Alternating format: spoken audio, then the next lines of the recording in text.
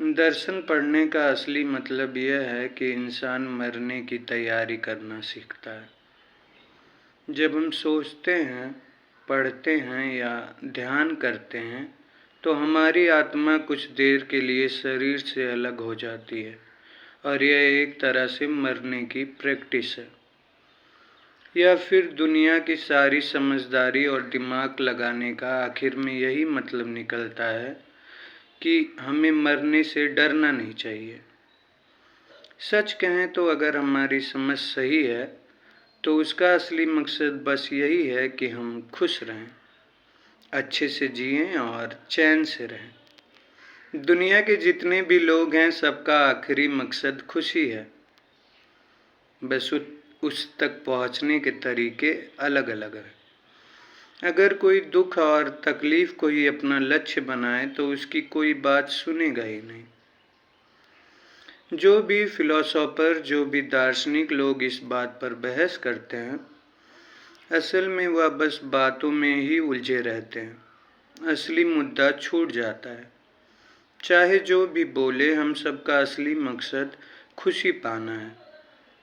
यहाँ तक कि नेकी में भी, वर्च्यू में भी मुझे मज़ा आता है जब मैं खुशी वाला शब्द सुनता हूँ, क्योंकि कुछ लोग इसे पसंद नहीं करते। लेकिन अगर खुशी का मतलब सबसे बड़ी संतुष्टि और चैन है तो वह नेकी की वजह से ही मिलती है और किसी चीज़ से नहीं। यह खुशी और भी मजबूत, साफ और सच्ची होती है। इससे ही असली खुशी कहना चाहिए, न कि बाकी छोटी छोटी खुशियों को। बाकी छोटी खुशियाँ, अगर उनका नाम खुशी रखा जाए तो वो असल में खुशी से मुकाबला करके ही रख सकते हैं, कोई ख़ास हक़ से नहीं। इन छोटी खुशियों में तो कई दिक्कतें और परेशानियाँ होती हैं और इनका मज़ा भी पल भर का और कमज़ोर और ख़त्म होने वाला होता है। इनके लिए भी मेहनत, चिंता और कभी कभी दर्द उठाना पड़ता है और इनके साथ इतनी सारी उलझनें और बोरियत जुड़ी होती है कि यह भी किसी सज़ा जैसी ही लगती है।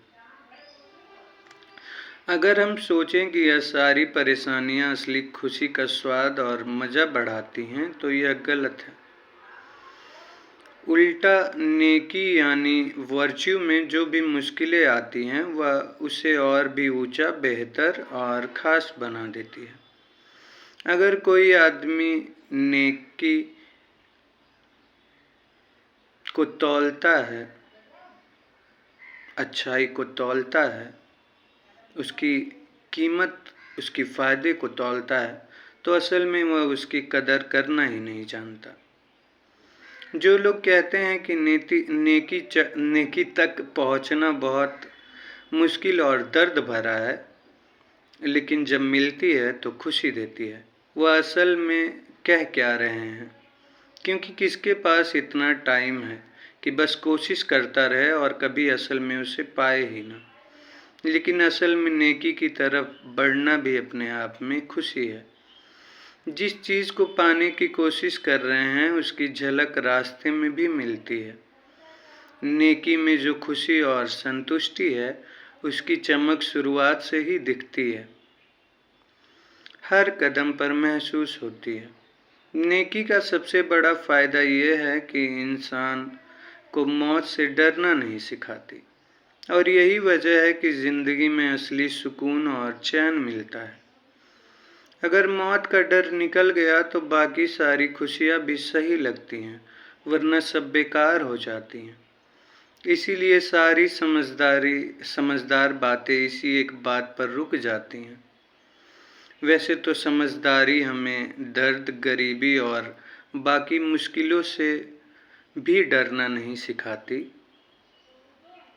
सिर्फ हमें मजबूत बनाती है। उनका डर उतना ज़रूरी नहीं है, क्योंकि बहुत से लोग अपनी पूरी ज़िंदगी बिना गरीबी या बड़ी तकलीफ़ देखे ही बिता देते हैं, और कुछ लोग तो कभी बीमार भी नहीं पड़ते, जैसे कि जेनोफिलस नाम के एक म्यूजिशियन थे जो 106 साल तक बिना बीमार पड़े जिए। वैसे भी सबसे बड़ी बात यह है कि जब चाहे मौत बाकी सारी परेशानियों को एक झटके में ख़त्म कर सकती है, लेकिन मौत से कोई नहीं बच सकता। वह तो पक्की है। हम सबकी मंजिल एक ही है, सबको एक न एक दिन जाना ही है। और यही सोच अगर हमें डराती है तो यह डर कभी भी चैन से नहीं रहने देता। मौत हर तरफ से आ सकती है, कहीं से भी बच नहीं सकते। जैसे शक की वजह से कोई बार बार इधर उधर देखता है, वैसे ही मौत का डर हमेशा सिर पर लटका रहता है। कई बार अदालतें मुजरिमों को उसी जगह ले जाती है जहां उन्होंने गुनाह किया, और रास्ते में चाहे जितनी भी अच्छी चीज़ें दिखाइए, चाहे जितनी अच्छा खाना खिला दीजिए, चाहे कितनी अच्छी संगीत सुना दीजिए, लेकिन क्या आपको लगता है कि वो सब इन सब चीज़ों का मज़ा ले पाएंगे? नहीं ले पाएंगे। क्या लगता है कि ऐसे लोग इन चीज़ों का मज़ा ले पाएंगे? क्योंकि जब सामने मौत खड़ी हो तो कुछ अच्छा नहीं लगता। इंसान अपनी पूरी लाइफ की दूरी, रास्ता और टाइम इसी बात से नापता है कि आखिर कब उसका वक्त पूरा होगा, और इसी सोच में खुद को तकलीफ देता रहता है।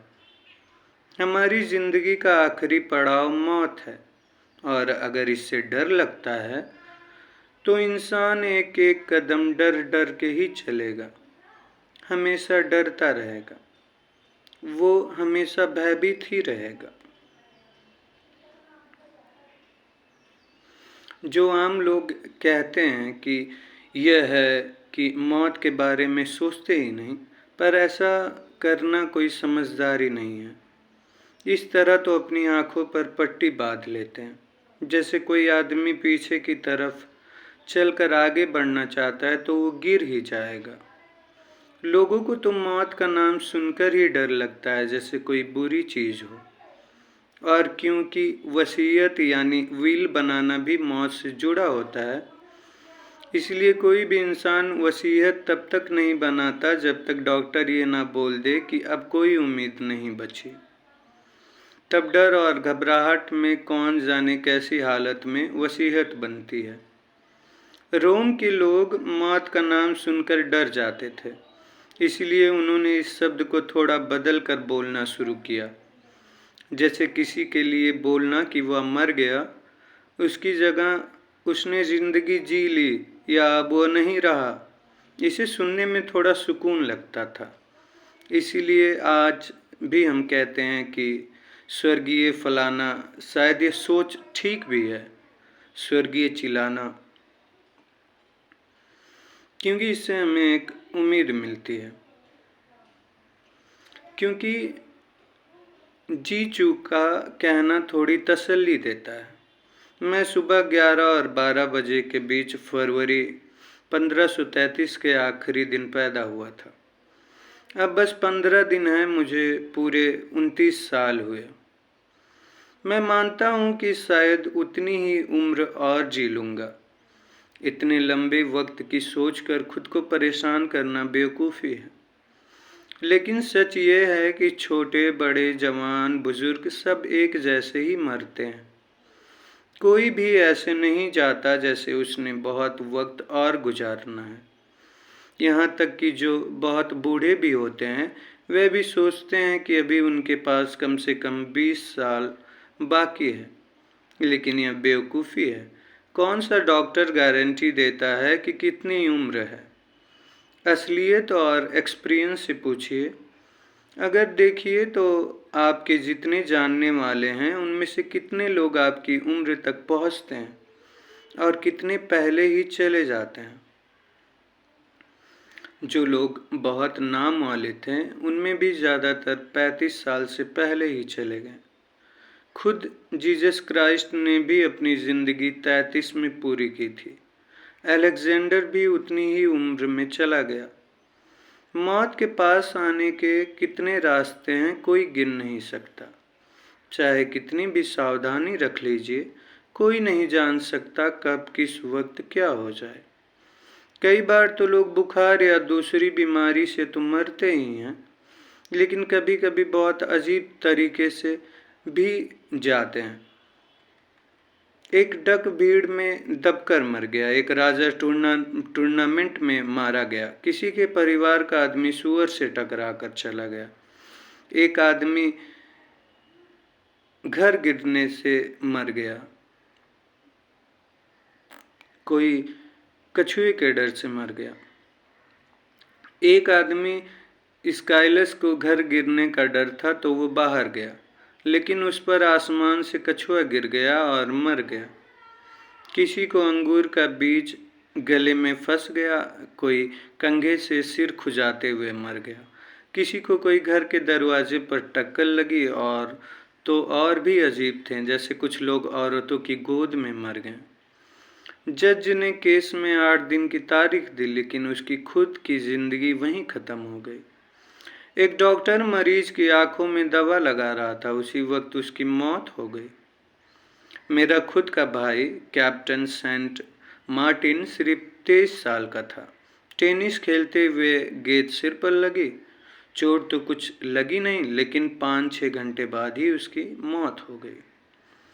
इतनी सारी मौत की मिसालें रोज हमारी आंखों के सामने आती हैं, तो कैसे कोई इंसान मौत के बारे में सोचना छोड़ सकता है, या ये सोच सकता है कि मौत कभी भी आ सकती है। अब कोई बोलेगा क्या फर्क पड़ता है, बस आदमी डर के मारे अपनी जिंदगी खराब ना करे। मेरी भी यही सोच है, और अगर किसी तरह मौत को टाला जा सकता है, चाहे गाय की खाल में छुपकर ही क्यों ना हो, तो मैं बिल्कुल ऐसा करता। मेरा बस एक ही मकसद है कि चैन से जीऊँ, और जो चीज़ें मुझे खुशी देती हैं वही मैं चुनता हूँ, चाहे वो दूसरों को कितनी भी मामूली क्यों ना लगे। लेकिन असल में ऐसा जीना बेवकूफ़ी है। लोग घूमते फिरते हैं, हंसते खेलते हैं, लेकिन मौत का नाम ही नहीं लेते। सब कुछ ठीक लगता है, लेकिन जैसे ही अचानक खुद पर, बीवी बच्चों या दोस्तों पर मौत आ जाती है, तो फिर चीख पुकार, दर्द और घबराहट ही रह जाती है। फिर कोई भी अपनी हालत देखो बिल्कुल बदल जाता है, घबरा जाता है। इसीलिए सही यही है कि पहले से ही इसके लिए खुद को तैयार करके रखें। मौत के लिए पहले से ही हम तैयार रहें, खुद को तैयार रखें। अगर मौत कोई ऐसी चीज़ होती जिससे बचा जा सकता, तो मैं कहता डरपोकों की तरह बचो, लेकिन ये तो हर हाल में पकड़ ही लेगी, चाहे छुपो या बहादुरी से सामना करो। कोई भी चीज़ हमें मौत से नहीं बचा सकती, चाहे लोहे या तांबे में भी छुप जाओ, मौत वहाँ से भी निकाल लेगी। इसीलिए सही यही है कि बहादुरी से उसका सामना करना सीखो। सबसे पहले तो उसके सबसे बड़े डर को निकाल दो, उसकी नई और अजीब फीलिंग को। उसे अपने ख्यालों में रोज लाओ, उसके बारे में सोचो, छोटी छोटी बातों में भी, जैसे घोड़े से गिरना, ईंट गिरना या सुई चुभना, हर बार सोचो अगर ये मौत होती, और खुद को हिम्मत दो। जब भी मज़े करो, मस्ती में हो, तब भी यह मत भूलो कि हमारी हालत कितनी कमज़ोर है। कभी इतने खुश मत हो जाओ कि सब भूल जाओ। हमेशा ध्यान रहे कि यह खुशी भी एक दिन ख़त्म हो सकती है, और कितने तरीके से मौत आ सकती है। मिस्र के लोग तो यह करते थे कि जब पार्टी चल रही हो तो सूखे कंकाल को कमरे में ले जाते थे, ताकि सबको याद रहे। हर दिन को ऐसे जियो जैसे वह आपका आखिरी दिन है, और अगला दिन अगर आए तो उसे तोहफा समझिए। कहाँ मौत का इंतज़ार कर रही है कोई नहीं जानता, इसीलिए हर जगह उसके लिए तैयार रहिए। मौत के बारे में सोचना असल में आज़ादी के बारे में सोचना है। जो मरना सीख गया वह कभी किसी का गुलाम नहीं रहेगा। जिसे समझ आ जाए कि मौत बुरी चीज़ नहीं, उसके लिए जिंदगी में कुछ भी बुरा नहीं बचता। मरना सीखना ही असल में सब बंधनों से आज़ादी पाना है। धन्यवाद।